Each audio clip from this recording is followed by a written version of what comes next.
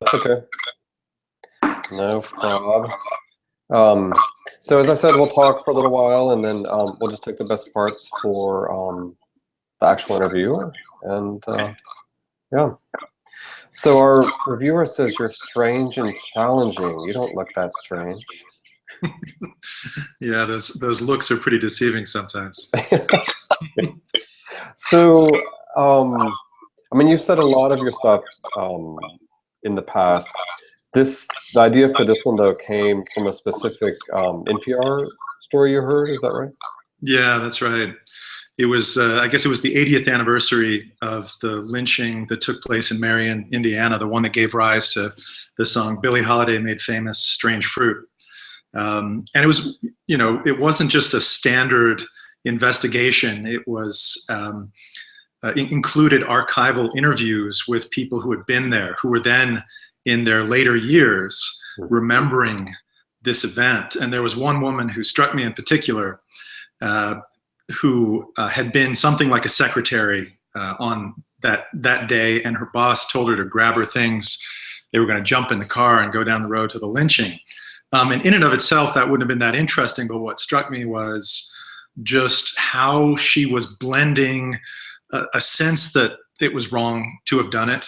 All the years had slipped by, and she realized that was a terrible thing to have attended, terrible, even worse, of course, to have occurred.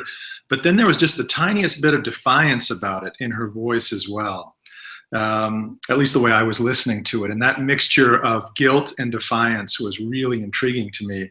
And Audie Lee's voice kind of bloomed up out of that, cocktail in her voice. Yeah. And so, going from that point to the framework that you structure that you came up with these two women, more or less going to the same place, more or less at the same time. Did that sort of come to you just after quite a bit of thought, or?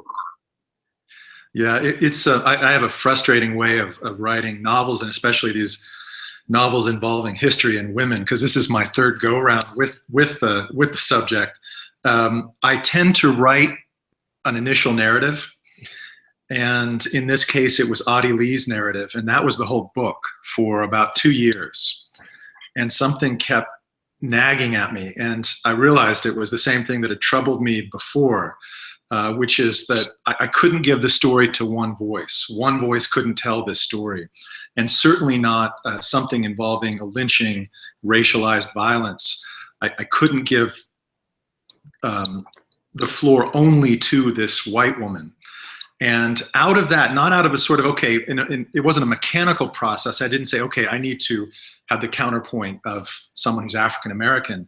But that was the voice that started speaking to me, kind of whispering and then shout whispering and then just outright shouting is how it tends to occur. And so I followed her down her road. And so Audie Lee is going to it as so many people poured in, something like 10,000. Some people put the number as high as 15,000 that night of the actual lynching that this book is inspired by.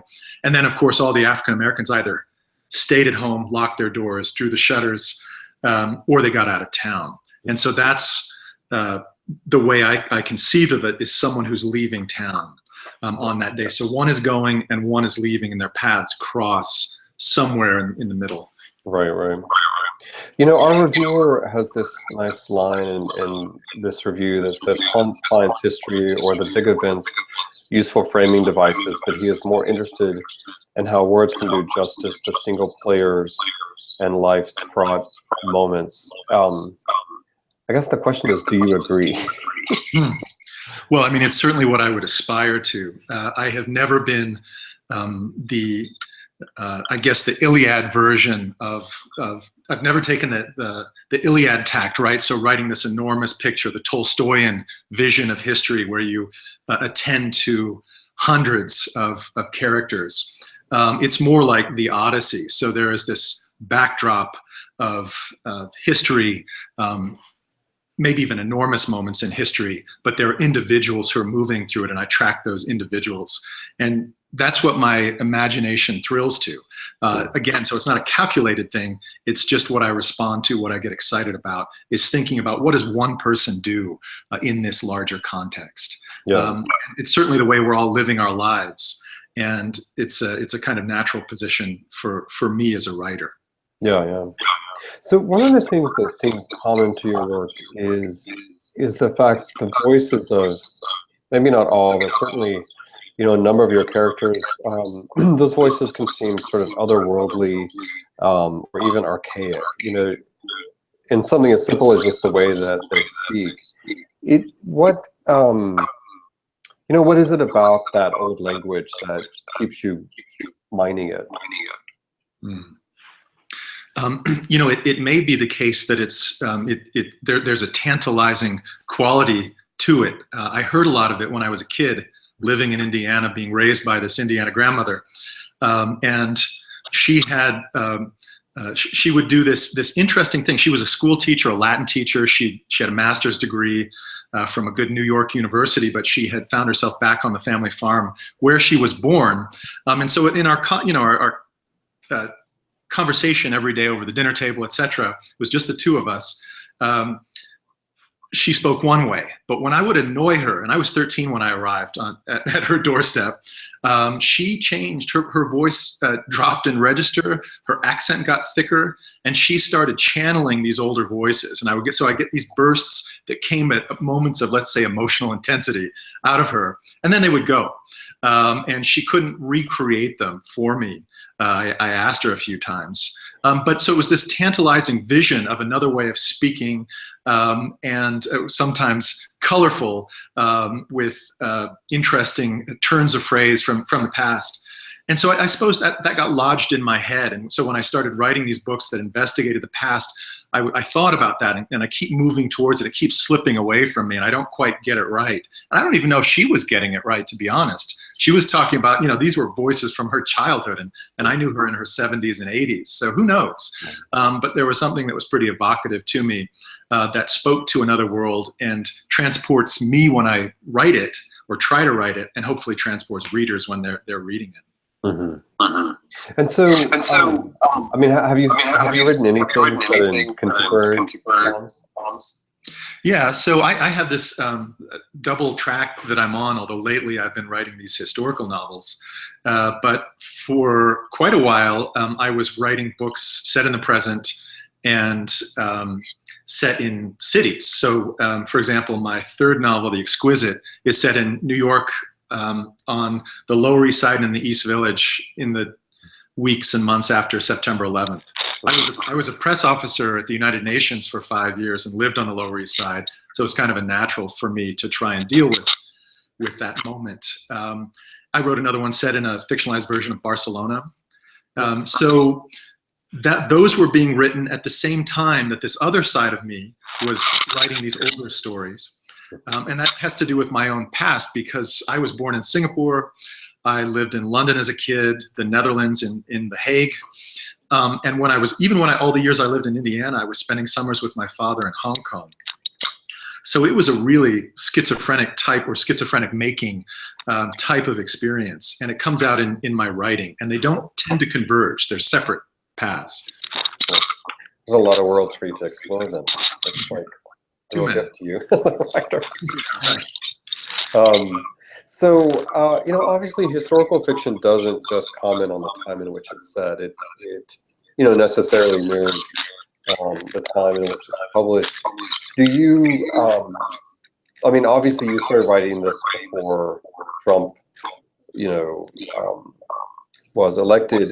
But do you get a sense that we're heading for greater racial animosity? I'm also split, because on the one hand I have this sense of abiding optimism that something is going to come out of this mulch that isn't just bad, that I suppose is what keeps me getting up, going to my desk or walking out the door to teach a class or whatever it is. But then there's this other part of me that fears, as I think a lot of us are in the process of doing at this moment. It was absolutely the case that I started this book before we reached this crescendo, before the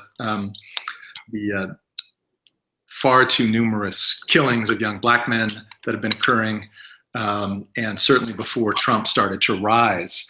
and before the election, etc. But the truth is, I've been working on these issues of race, of violence, issues to do with gender, stories not told, without any presumption, right? Because you can't go towards these things with any sense of presumption. Certainly not who I am.